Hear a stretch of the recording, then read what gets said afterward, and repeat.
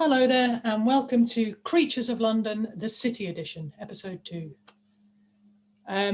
My name's Rebecca. I've been a tour guide since 2006, in real life, and a virtual tour guide since 2021. And on my left here is Gordon. I'm Gordon. I've been a tour guide since the dawn of time, it seems like. And we're going to virtually be going around the City of London and talking about all the animals that we bump into around the square mile. This is a hand-drawn map that I've done, by the way. Don't use this to set your GPS. But this is the City of London, the most ancient part of the capital, about 2,000 years old.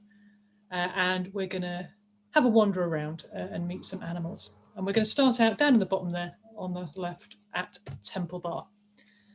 So I've nicked a few screenshots from Google Street View here, who do like to be credited, even though everyone in the world knows what a Google Street View shot looks like.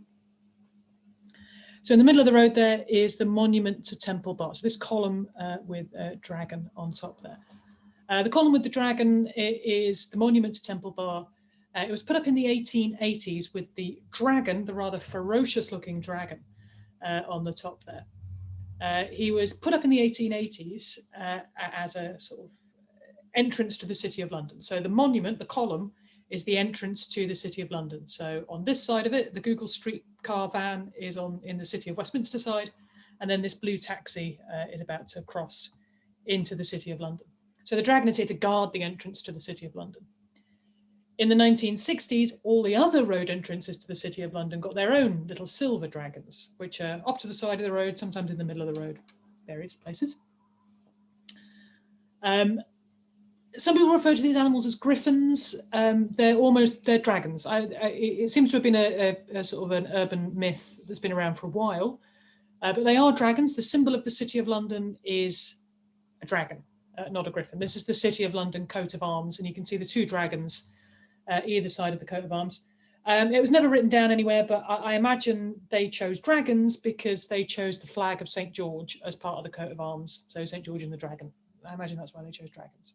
But it's definitely written down that they're dragons, not griffins. There's a lovely folk legend that if evil ever tries to enter the City of London, the statues of the dragons will come to life and stop it to protect the City of London. I think that's glorious because that must be a really modern folktale. There haven't been dragons at every entrance to the City of London any earlier than the 1960s, is when the little dragons went up. I think that's great that it's this modern folktale. I love folktales, and I don't care how recent they are. They're all good stories. So we're going to keep on going a little way up Fleet Street, or just off Fleet Street, actually, technically. So this is a shot of Fleet Street there. The monument to Temple Bar is just off the shot to the left there. And we're going to go off into one of these little alleyways. The alleyways, if you ever do find yourself on Fleet Street, the little alleyways off Fleet Street are fantastic. Great places to go exploring. We're going to go exploring up this little alleyway there. That's called Johnson's Court, which leads into Gough Square, where there's a statue of a cat, which Gordon's going to tell us about. Samuel Johnson, the lexicographer, who defined himself in his version of the English dictionary as being a humble drudge. I can't remember the rest of the reference, but it's in there if you read Johnson's version of the dictionary. He lived in Gough Square while he was compiling this English dictionary in the 1700s. He was a cat lover, and his favourite cat was a black cat named Hodge. Johnson doted on Hodge, referring to him as a very fine cat indeed, and he would often go out himself to buy the cat oysters to eat rather than send his servant. Some say this was because he didn't trust his servant, and others say he didn't want his servant to suffer the indignity of being seen buying oysters, which at the time was a rather cheap foodstuffs. Johnson's biographer, James Boswell, said that Johnson also went out to buy valerian to ease Hodge's suffering when he was dying. A poem was written about Hodge when he died in 1778 by Percival Stockdale, the abolitionist, writer and neighbour of Johnson and Hodge. In his dictionary, Johnson described cats as a domestic animal that catches mice, suggesting that Hodge was a good mouser, and accompanies the definition with two quotes from Shakespeare, from Coriolanus and Macbeth. Since 1997, there's been a statue of Hodge sitting on top of a dictionary with a few oysters in Gough Square, where he lived with his human. Good old Hodge, a famous London cat. I just want to add a couple of things to that. So when I was putting this slideshow together, I really wanted an image of Johnson in the house in Gough Square, and found this one. I got excited at first because down in the left there I thought was a cat, but it's a hat. It was only when I was checking through this slideshow just before we had our first practice, when I realised that down in the corner there, about to make trouble in that box, is Hodge. So I had, quite by accident, managed to find a fairly contemporary engraving of Johnson and Hodge. Hodge got in there by accident, just like a cat. And there is actually a modern day cat called Hodge in London. Just over the water, well, sort of just over the water and a bit further along, is Southwark Cathedral. Southwark Cathedral, where their mouser, the cathedral cat, was named Hodge after Samuel Johnson's cat. He's quite new to the job. His predecessor, who had possibly the best name of any church cat ever, Dawkins Magnificat. There's Dawkins. Dawkins sadly passed away last year, and his memorial service at Southwark Cathedral has been watched by about 60,000 people on YouTube. So Dawkins Magnificat, he did a magnificent job, old boy. Carrying on to the Old Cheshire Cheese here. So this is Fleet Street again. Johnson's house is just kind of round the back to the right. I want to talk about the Old Cheshire Cheese, which is this marvellous pub here next to the Pret a Manger. There's a slightly better angle on it. Nice little shot of it down the alleyway beside Fleet Street as well, though. So the Old Cheshire Cheese is a fantastic pub. If you ever find yourself in London, in the city of London, try and get yourself into the Old Cheshire Cheese for a drink. The pub was built in 1667. There was a pub on the site of the same name before the Great Fire in 1666. It's changed very little over the centuries. It's like drinking in history. I mean, you're drinking in history while you're drinking in history. It's fantastic. Go there if you can. So the Old Cheshire Cheese, there's an image of it in the 1920s. It's a famous literary pub. So it's considered, if you're an aspiring writer, it's considered very good luck to go to the Old Cheshire Cheese and kind of rub your foot on the doorstep of the Cheshire Cheese, hoping that the spirit of all the other great authors who've drunk there will rub off on you. People like Charles Dickens, Samuel Johnson, him again, Samuel Pepys, Agatha Christie, Mark Twain, Arthur Conan Doyle, and J.K. Rowling are all said to have drunk in the Cheshire Cheese. Get rid of the humans, though. We're here for animals. And we're here, well, a famous resident, possibly the most famous resident of the Old Cheshire Cheese, was an African grey parrot named Polly. Neither of those birds is Polly, by the way. I will show you a picture of Polly in a little while, but this is just to illustrate what an African grey parrot looks like, in case you didn't know. This is Mal and Beauty, the first two parrots I knew in real life when I was about 6 or 7.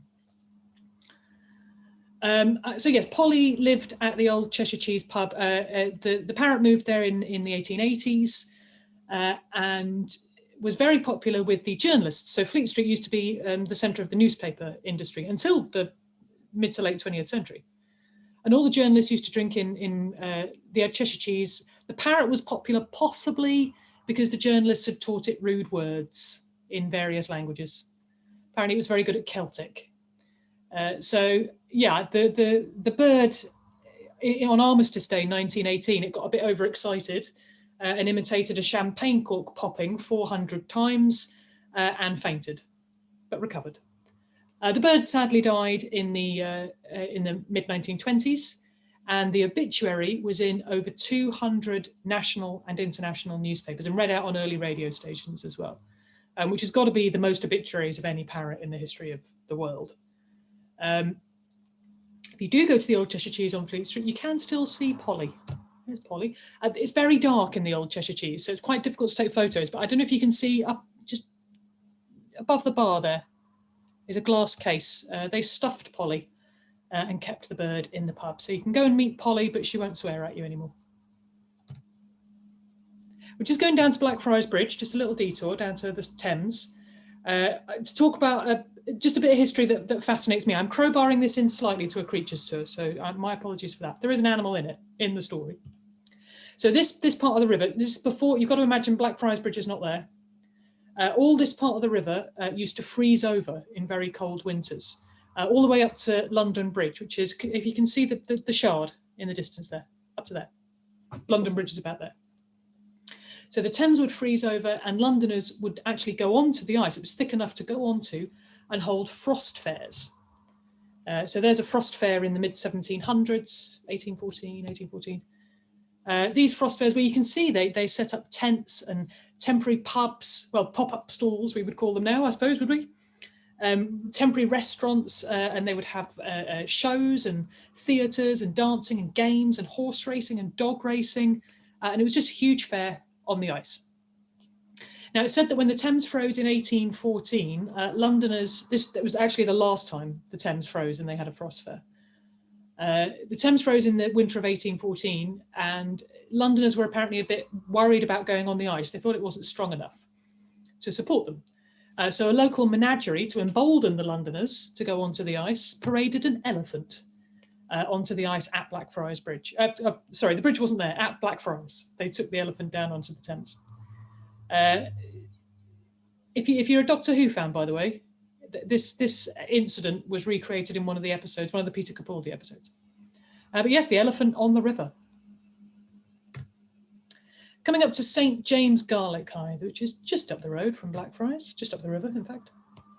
So this is St. James Garlich Hythe, the church on the right there. On the left is Vintners Hall, which comes into the story later as well.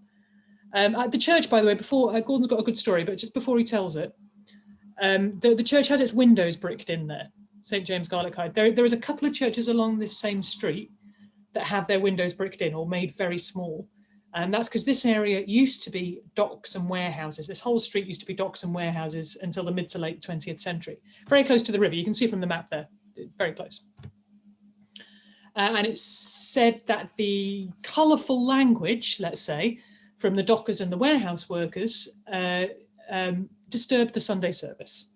So they bricked in the window. Their solution was, in a couple of churches along here, was to brick in windows. Now we're going to, sorry, you're also going to talk about a statue down here by the tree. The swan. Yes, the swan, sorry. Oh, yes, sorry. Yes, the statue of the swan.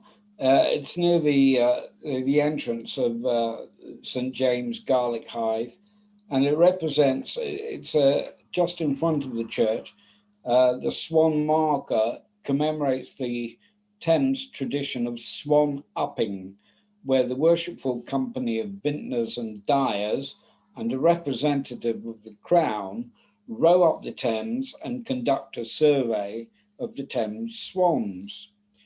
Since the medieval period, it was traditional that only the vintners, dyers, and the monarch owned swans on the River Thames. The vintners and the dyers marked their swans, and the monarch owned all the unmarked swans. Until the early 20th century, this colourful procession started at Vintners Hall, which is just over the road from the swan statue.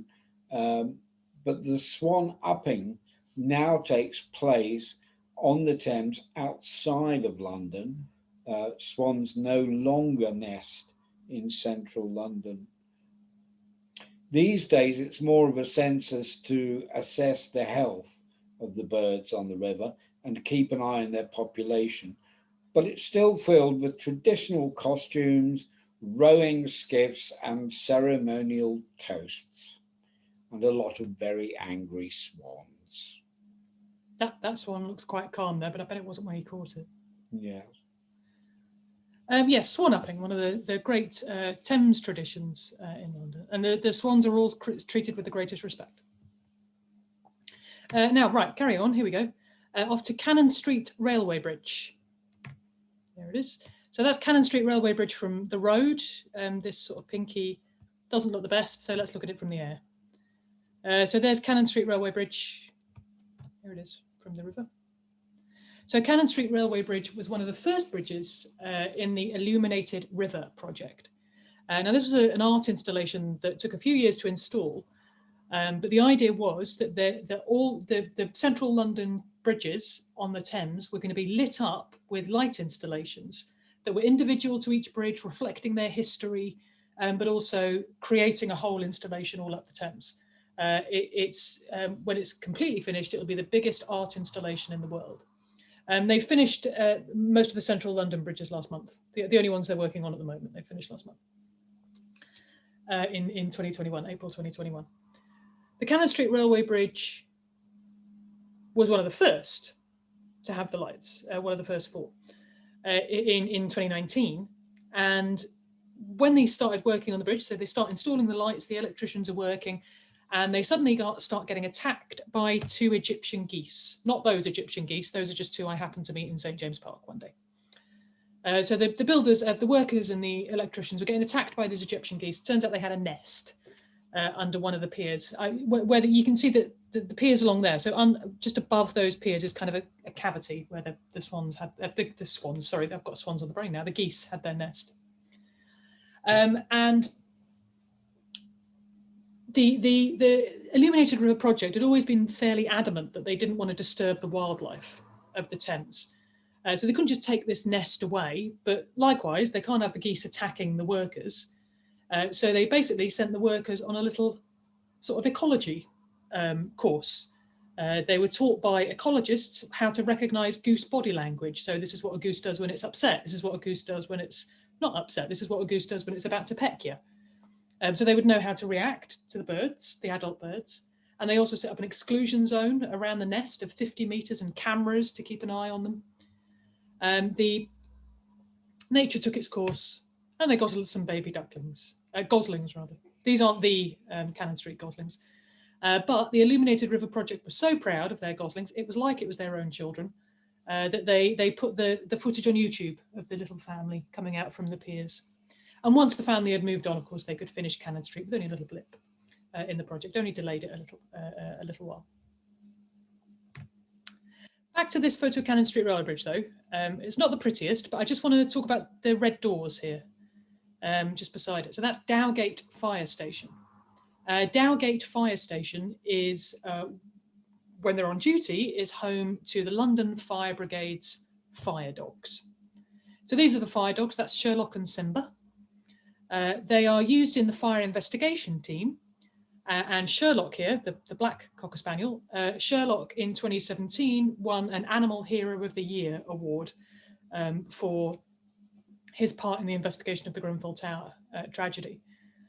Be assured, however, that they never send the dogs in when there's still fire. The fire is put out when the dogs are sent in, and they've got special protective outfits, including shoes, to protect them when they go in. But heroic, hard-working City of London dogs, nonetheless.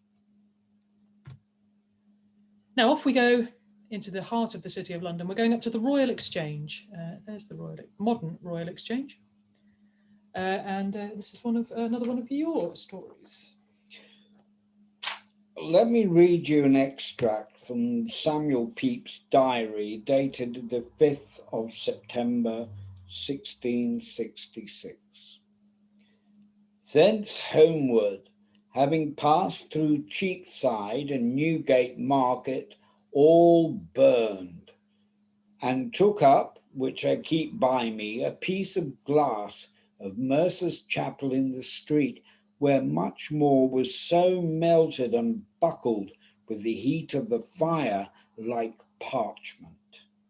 I also did see a poor cat taken out of a hole in the chimney joining the wall of the Exchange, with the hair all burned off the body, yet still alive. The cat that had survived the Great Fire of London would perhaps have been a good symbol of London surviving the Great Fire, but instead the phoenix became the symbol of the capital's resurrection, particularly after a story that took place at St. Paul's Cathedral during its rebuilding. Christopher Wren and his senior masons were in the ruins of the destroyed cathedral looking at the plans. It was a blustery day, and Wren's plans kept blowing about, so one of the masons sent an apprentice to fetch a piece of stone from the ruins as a paperweight. The apprentice, who was likely to have been illiterate and even more likely to be ignorant of Latin, handed Wren a stone with one single Latin word on it, resurgam, which means I shall rise again. Wren thought this a wonderful metaphor of the new London rising from the ashes of the old, and added a phoenix detail to St. Paul's, as did many other post-fire architects. Some post-war buildings also repeated this use of the phoenix to symbolize London recovering from the destruction of the Blitz in the 1940s. The phoenix are usually very high up, so if you've ever been in the City of London, or if you ever are there, look up and see if you can find the mythical birds that have twice symbolized the city's recovery from near destruction. Yes, the lovely phoenix. So I just want to go back to this photo of the Royal Exchange, to a nice photo of nice sort of the city skyscrapers above it there. There's another city skyscraper skyline. The city does not look hospitable to wildlife. It doesn't look like a great place for wildlife. It's a concrete jungle, concrete and glass jungle. But the city wildlife actually doesn't do badly, and is doing considerably better now that there are conscious efforts to improve the lot of wildlife in London, in the City of London and Greater London. There's a lot of good return stories of animals returning to the Thames and to London. My favourite, and they're not the most attractive of birds, is the cormorants. I love them. I don't care what anybody says about them. These are a few cormorants near London Bridge, finding a little perch near London Bridge. The cormorants, I remember the great excitement when I was a child. At school, we all had to go and look at the cormorants at the docks, I think it was, because it was the first time they'd started nesting on the Thames. They'd come back to nest, which was a really good sign because cormorants are a bit fussy about what they eat. You know, they're not seagulls. They're not going to just eat fast food that's left in the street. So it's a great sign, and I do still get a little frisson of excitement when I see a cormorant, the same excitement I saw in my teacher when he actually saw a cormorant in central London.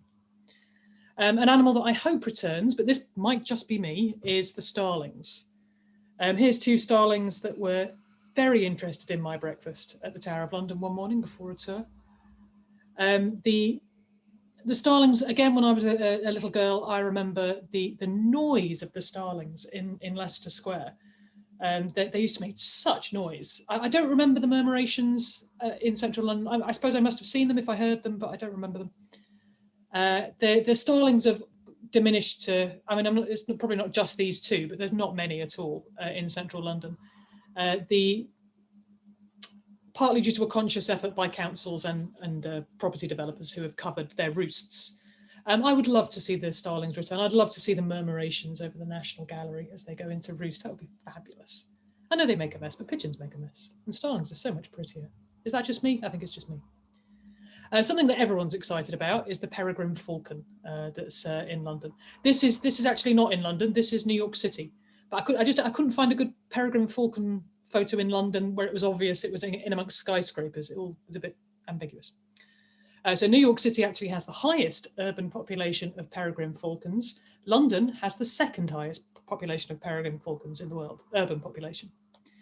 And the peregrine falcons do great in the City of London. They love all these really tall buildings that humans have very helpfully built for them, because it means they can stay really high up in the air and not have anything to do with humans. They can nest on the roofs and outcrops of the buildings with skyscrapers because the windows don't open. No humans are going to come anywhere near them. No cats are going to come anywhere near them. No foxes. It's very safe. They've got plentiful prey in the terms of the pigeons, which are also attracted to urban areas, of course. And I read a theory quite recently. An ecologist said that he thought that what we would call light pollution, the falcons like that because the peregrines like it because they can hunt later at night. Obviously very useful if they've got chicks in the nest. So peregrine falcons do great in the city. I've never seen one in the City of London. I have a bird watcher friend who says they are there, but you just need really, really, really strong. You need to either be lucky enough to be able to get on top of one of the buildings or have really strong binoculars because they're really high up all the time. I have seen a peregrine falcon on Westminster Abbey, though. I got wildly excited, but had to keep it all inside because I was on a tour. Had to be professional, keep my professional tour guide face on and not get overexcited and girly and start screaming and get my camera in. Wish I had now. There's the picture I tried to take of the peregrine falcon while I was trying to be professional. Going down to Lombard Street. Lombard Street in a character that I like very much. This is Lombard Street. That's John Lubbock, a character I enjoy talking about very much because he's a strange man, in a good way. John Lubbock was a banker. He worked in the family bank on Lombard Street. He was also an MP, and he had great acts go through Parliament, acts that made life easier for working people, for heritage, for animals. He passed the Bank Holiday Act in 1871. This is an early bank holiday painted in Kew, because Lubbock thought that people should have a guaranteed day off that was nothing to do with a religious holiday. Great idea.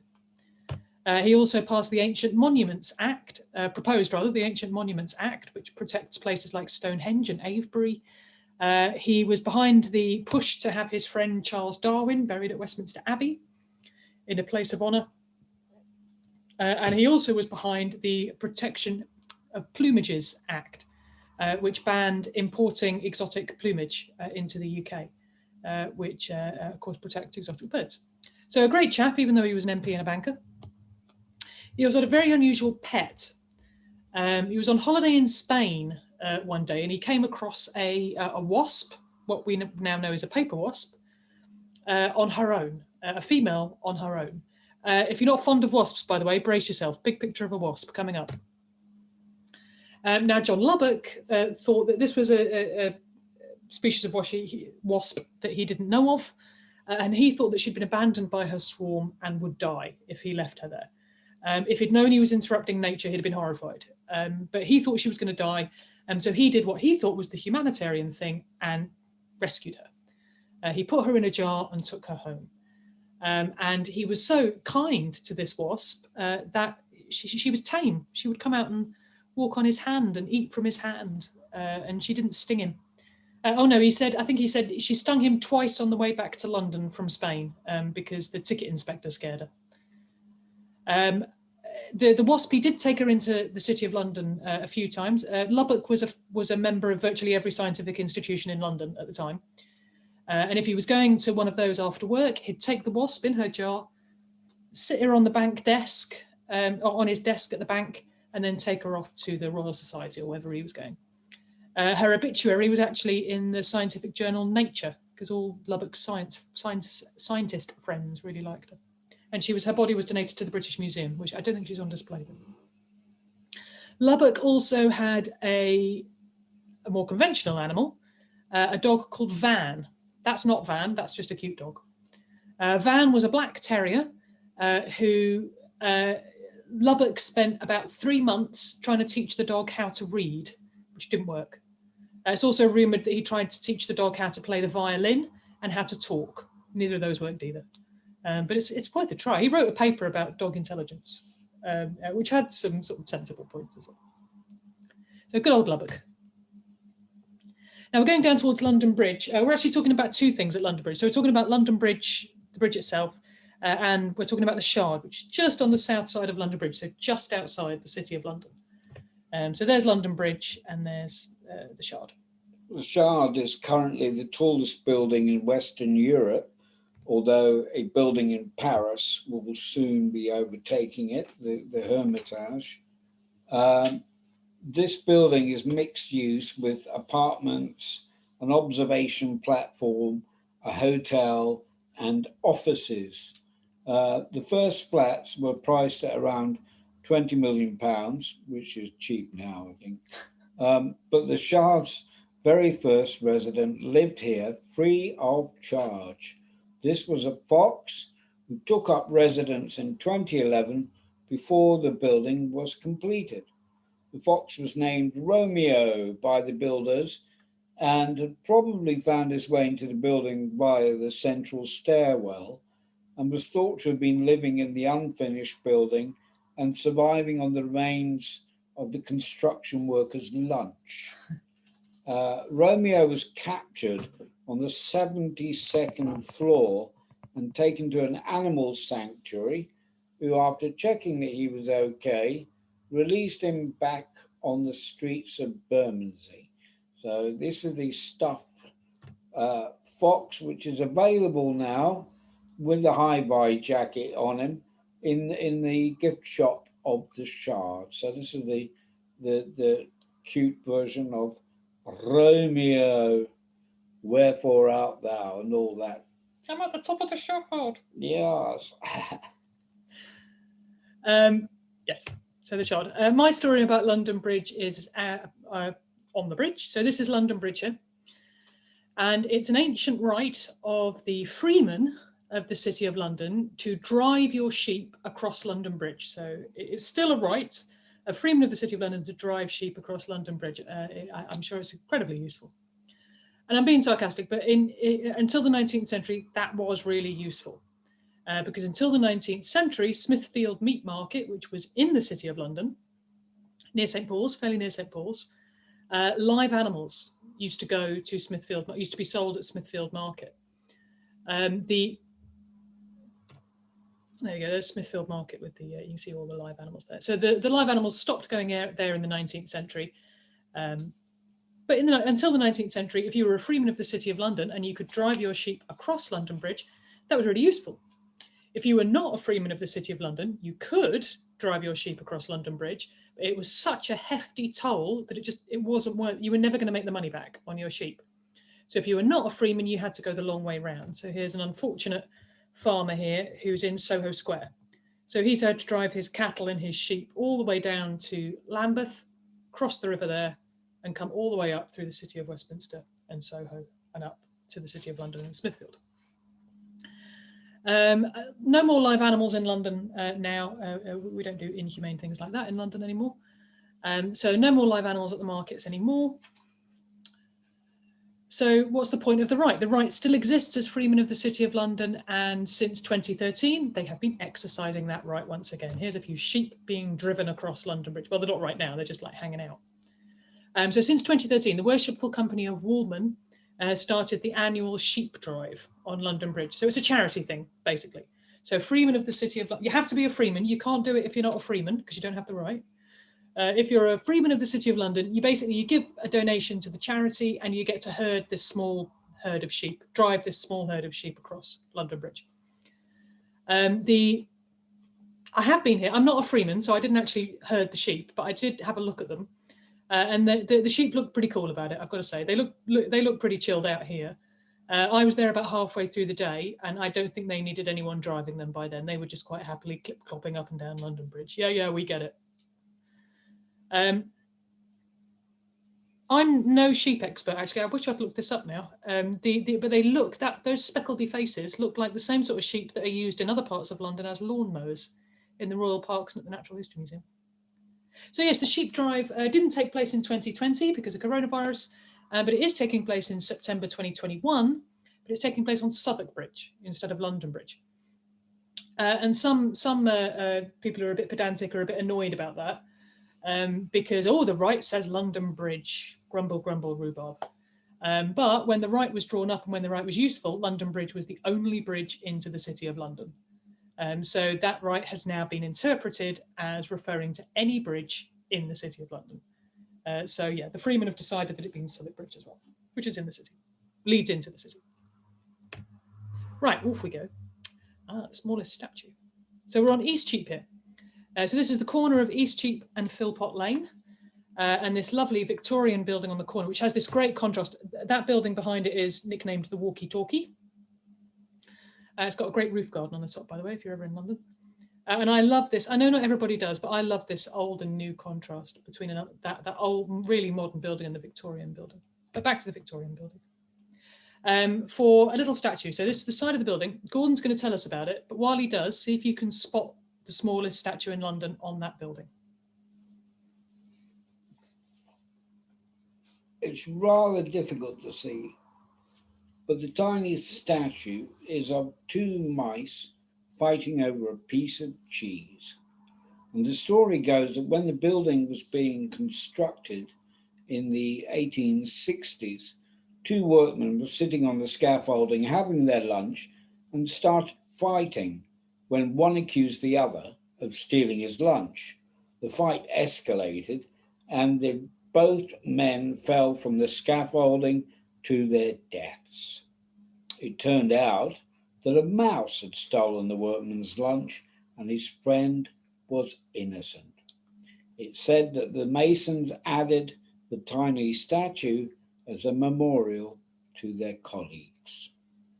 Yeah, so if you haven't quite found it, there it is in the red circle. And there's it, zoom up. So two little mice eating a piece of cheese. The smallest statue in London. There's a couple of other statues along East Cheap of animals, which I just want to mention. So that's Peak House on the right there, with the camels above the door. So Peak House, Peak was a tea merchant, but it merged with another company and they became Peak Cream Biscuits. If you're from this country, you might remember Peak Cream Biscuits. But the camels, there's a zoom in of the camels. It comes from an old company legend of the Peak brothers. So three brothers set up the Peak brothers set up this tea merchant. And the legend goes that they went off to China rather, to buy their first lot of tea to set up their business. And when they got there, they spent all their money on tea and didn't have enough money for the return voyage. So they managed to scrape together enough money to buy some camels and walked their tea back to London, all the way across Asia and Europe. That sounds like a highly apocryphal story, but it's a good story. And this little camel train sort of represents that. Probably not a true story. There's another animal statue just off East Cheap on, or Great Tower Street rather, on Mincing Lane. So this is Mincing Lane. Mincing, which is, the name of it is from an old Anglo-Saxon word for nun. And the building is called Minster Court. So monastery, convent, nun. Used to be here, you can probably guess what was here in the medieval period. So this building is called Minster Court. It was built in the 1990s. An architectural critic described it as looking like Gothic done in pink, stiff, folded paper. I kind of get what he means. If you've ever seen the live action version of 101 Dalmatians, this was the film location for Cruella de Vil's Office. So don't go in here if you're a little spotty dog. But the animal statues. So just behind the gates there, I don't know if you can see, there's three horses. There they are. I think the artist and the architect would quite like it if we likened those horses to the horses in St. Mark's Square in Venice. But Londoners being somewhat irreverent, they didn't do that. Instead, Londoners have nicknamed them, because of the financial businesses that are in this area, the horses are nicknamed dollar, yen, and sterling. I don't know which is which. They are quite impressive, though, I have to say. I'm being a bit sarcastic about them, but you can see how big they are from where that chap is helpfully stood. And when you're right up close to them, they really are very impressive. The artist called Althea Wynne, by the way. And off to the Tower. The Tower of London is where we're going to finish up. It's just outside the City of London, technically, but we'll never mind about that. And there's several animal stories within the Tower of London, because there's several stories about almost anything in the Tower of London. It's had a very varied history. We could do this tour on virtually any topic and end up at the Tower of London and say there's several stories. But we're ending up on an animal story, and so we've got, well, the most famous animal residents are Probably the ravens. Yeah. The ravens. It is said that there have been resident ravens at the Tower of London since its foundation in the 11th century, and perhaps even before. There is an old legend that if the ravens ever leave the Tower of London, then the kingdom will fall.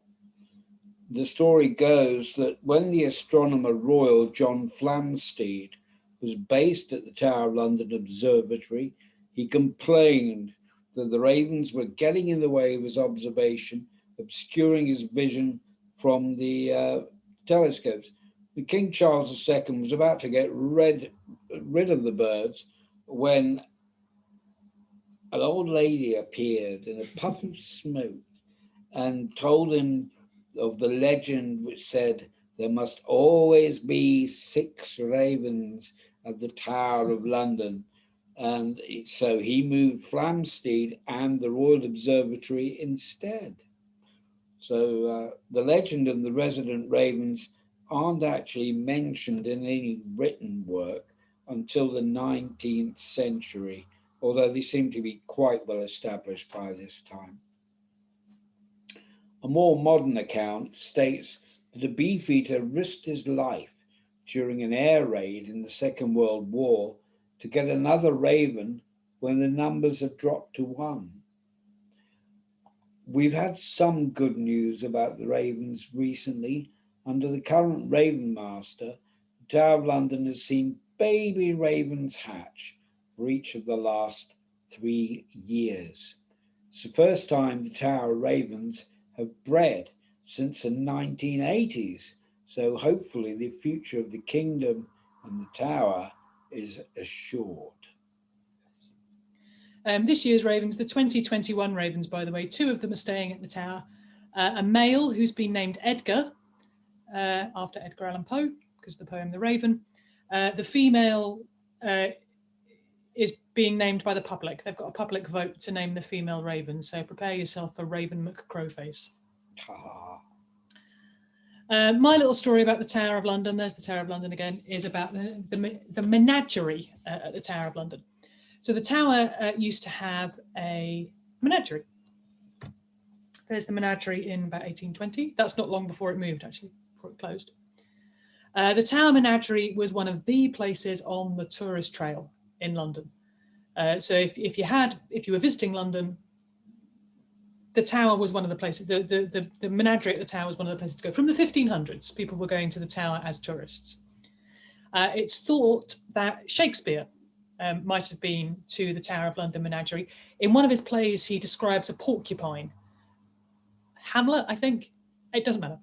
In one of the plays, he describes a porcupine. And at that time, at the time he was writing the play, there was a porcupine in the menagerie at the Tower of London. So it's thought that that's how he knew what it looked like. And he didn't live very far away, so it wouldn't have been far for him to come to just pop into the Tower. Samuel Pepys also visited the menagerie at the Tower of London. The Samuel Pepys, it was his favourite place for out-of-town visitors. He didn't live very far away either. Christopher Wren redesigned the enclosures at the Tower of London in the 1600s, so would have been very familiar with the Tower menagerie. Maria and Wolfgang Mozart visited the Tower of London, the 2 young composers.